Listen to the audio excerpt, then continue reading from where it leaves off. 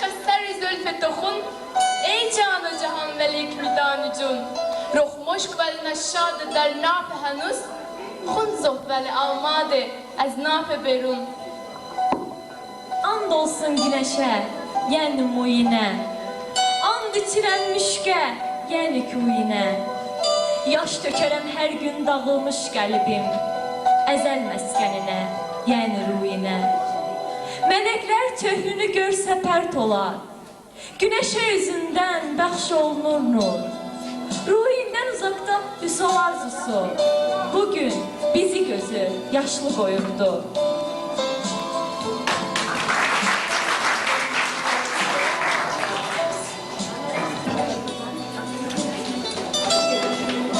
Çilənmiş qıpqırmızı uzaqlardan 900 öncə o yanın qərib üfüqlərindən bizə sarı əl-ələ tutmuş iki aşıq gəlir. O sevdalı yolcular illəri aşıb bizə yetinəcək, çox sular axıb gedəcək, çox sevgilər köhnələcək, çox etirazlar sayacaq. Çox aşıqlar bir-birindən cüda düşəcək. Amma öz cavan, elə həmişəki kimi gənc dodaqlarındakı məhəbbət sözləri, ilk səsləndiyi çağlardakı kimi isti ürəklərindəki atəşli duyğular, ötənlərdəki sayaq coşqun qalacaq. Biri Məsətin, biri Tacəddin Əmirəhmət. İkisi də Gəncəli, əsli ilə Kərəmdən fərqli. İkisi də Azərbaycanlı və ikisi də şair. Ədəbiyyat tariximizin hələlik bizə bəlli olan ilk şair və şairə izdivacı bir dastan hüsünlüydü. Və həmin dastanı naməlum müəllifdən, xatdan öncə elə onlar özləri yaratdılar. Bəli, Məsəti eşqini Əmirəhmət dolu misallara döndərdi. Əmirəhmət sevgisi Məsəti kövrək sətirlərə çevirdi. İndi isə sizə bir səhnəcik təqdim edirik. Aslanın erkeğe dişli olması söyleyen Dahi Nizami'nin kelamında deyildiği kimi bugün de bizim aslan ürəkli, məhsəti qeyrətli, kişi cürətli qadınlarımız mərdliklə, igid oğullarla çiyin-çiyinə dayanır. Hər bir işdə öz bacarıqlarını göstərməyə qadirdir. Bugünkü gecədə sizə Əmir Əhməd rolunu sevə-sevə oynayan Rüstəmin Əlmin Azəri qadınlarının böyük məharətini bir daha bizə nümayiş etdirəcək.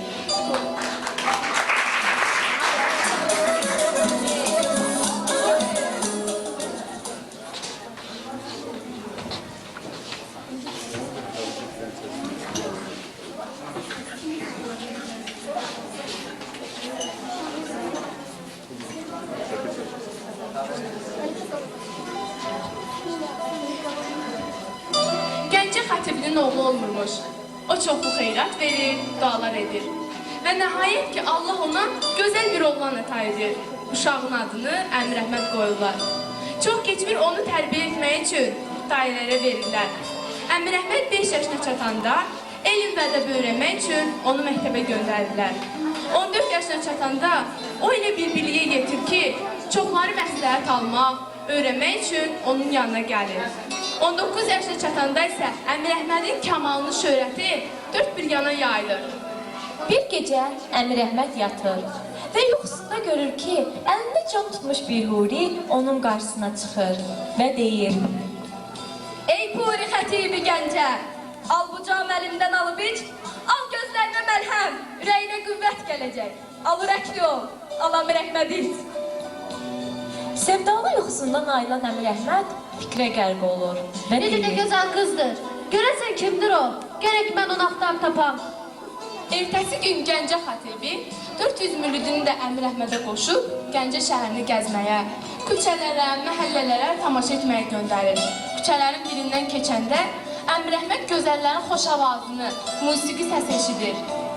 Dayanın, ayaq saxlayın. Vəzir, bura haradır? Xan, xarabatın yanından keçirik. Görün qızlar necə də gözəl rəqs edirlər. Gəlin birlikdə onların bu gözəl rəqslərini xoş avazlarla seyr edək. Gəlin dinləyək.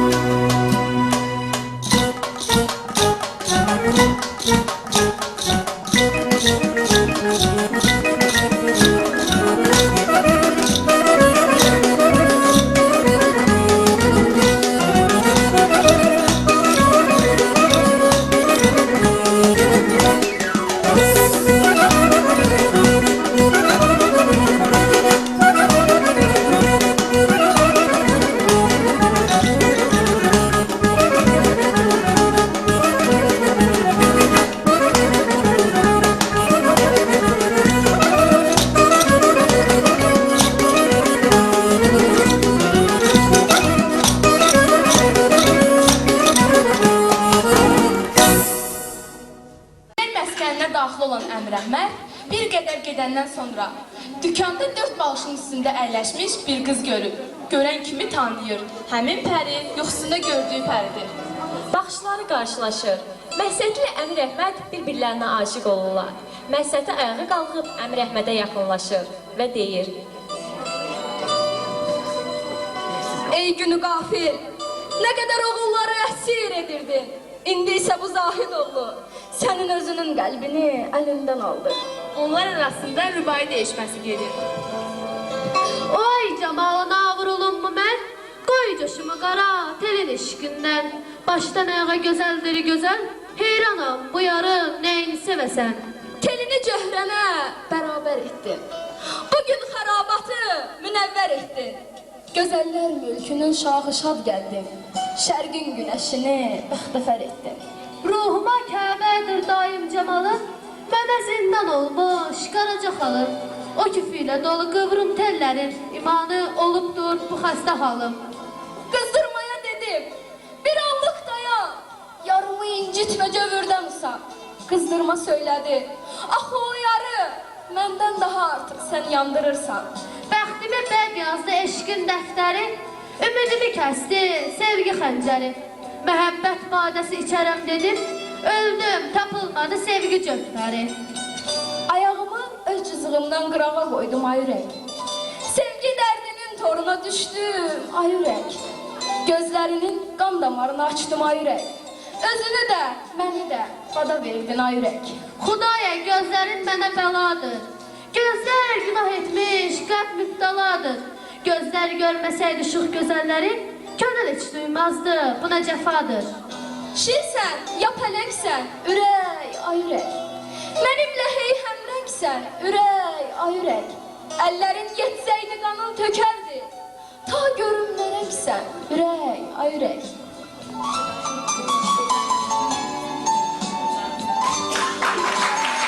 Məhsəti ilə Əmirəhməd dastanının sonu vüsal bitir. Onlar evlənirlər.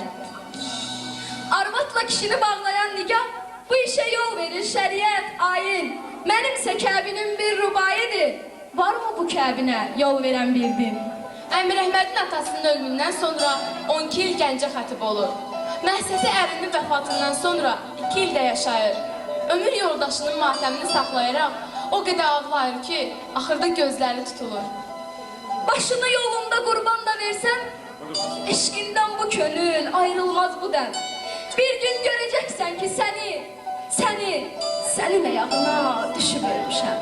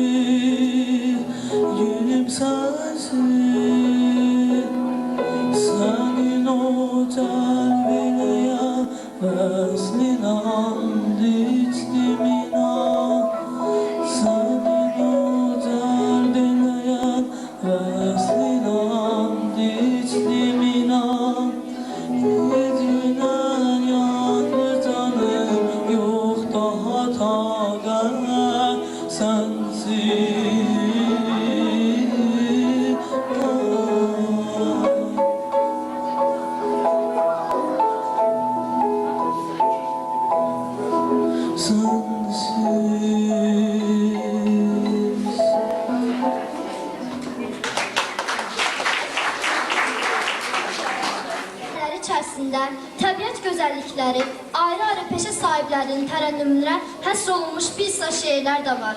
Məsətinin bu rübailəri göstərir ki, o bütün sadə zəhmət adamlarına aşiqdir. Onların hər birinə ayrı-ayrı peşə və sənət sahiblərinə məhəbbət ishal etməklə əmək adamlarına öz rəğbətini bildirir.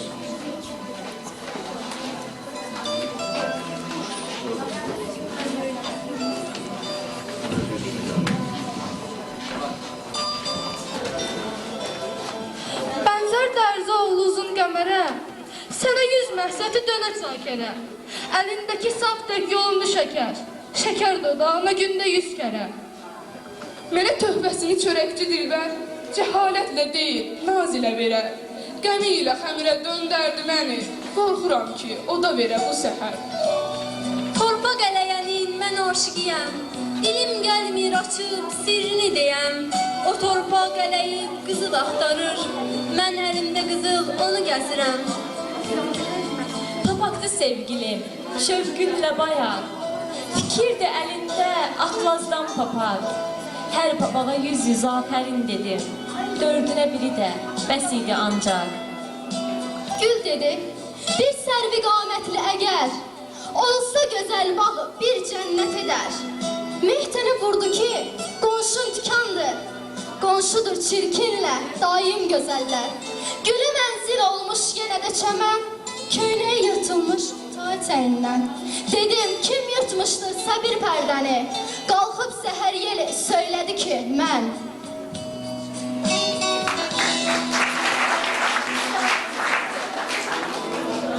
Şahla gözlüm, ey gözəl, baxsa məstənə. Sərxoş da gələr, mey də gələr əfqanə. Rəqs eyləsə saçların sənin birləşsə, 100 fitnə qopar, könül də gələr tüğyanə.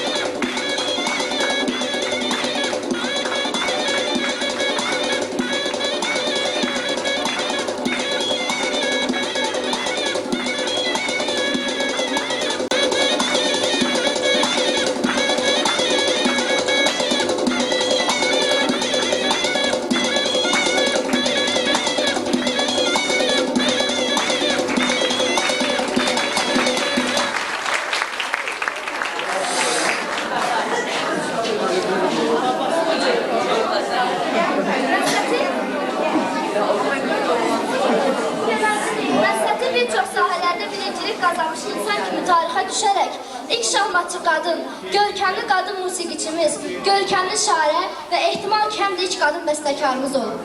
Məhsəti şahmat üçün bir fəlsəfə idi. İlk şahmatçı qadınımız hesab edirdi ki,